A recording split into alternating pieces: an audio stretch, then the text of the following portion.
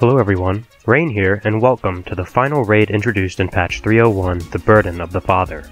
This raid once again requires players via I-170 to enter and drops tokens for I-190 armor and accessories. The battle will begin with the Manipulator, the boss of this encounter, having two targetable forelegs. The party should focus one of these legs down. When it is destroyed, the other leg will restore to full health before beginning the next phase. The Manipulator periodically blasts his primary target as well as random party members with Perpetual Ray, dealing high damage. Additionally, most of the abilities in this fight deal splash damage, so players should be cautious about who and what they are next to at all times. The Manipulator will periodically mark one tank and one DPS with Quarantine. After a short duration, these players are taken on a joyride to fight a Panzer Doll.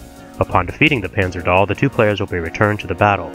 Throughout the fight, a black and blue orb will appear over a player's head. After a short duration, orbs will begin spawning from two edges of the arena, moving towards the player who was marked. Different players need to intercept these orbs, as one player taking several is almost unsurvivable without furious healing. After defeating one of the two forelegs, the Manipulator will be temporarily crippled and damageable.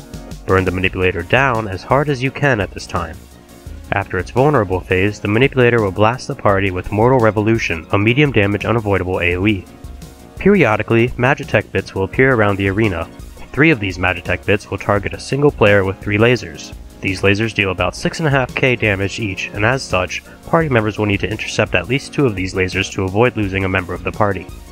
Shortly after its first leg is defeated, the Manipulator will begin to summon adds called Jagged Dolls. These dolls might not seem like a threat, but they will quickly begin to cast a point-blank circle AoE that gives players a stacking debuff called Luminous Etheroplasm. If a player receives too many of these stacks, they will explode for high damage. Additionally, players with Luminous Etheroplasm moving too close to one another will share these stacks, also resulting in more high damage explosions. The key to handling the Jagged Dolls is to assign a member of the party to grab and deal with each add, holding it away from the other members of the party to limit the number of stacks players acquire. Throughout the second leg phase, these adds will constantly resummon while players are also targeted with lasers and explosions and continue to be swept away by Quarantine. It's quite chaotic, and awareness is everything here. Upon shattering the Manipulator's second pair of legs, he will become vulnerable once again before casting another Mortal Revolution and entering its final phase. In its final phase, the Manipulator casts Carnage and Carnage Zero, dealing high damage to 2 to 4 random players. The Manipulator's next ability is Judgment Easy. This ability will give both healers in the party either red or blue stacks. Similar to Luminous Etheroplasm, moving too close together will cause these players to exchange stacks, and being afflicted with both types of stacks will instantly kill the offending players. As these debuffs fall off, they pulse for over 3000 damage per stack, so the healers will need to keep themselves alive through this while also keeping an eye on the other party members.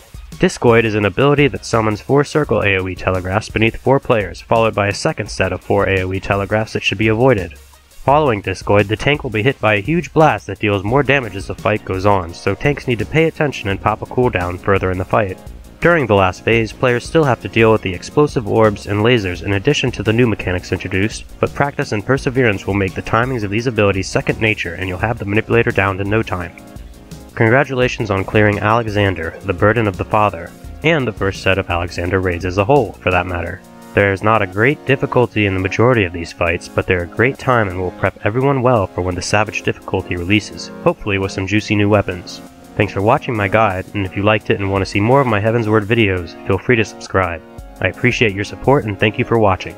Until next time, this is Rain, signing off.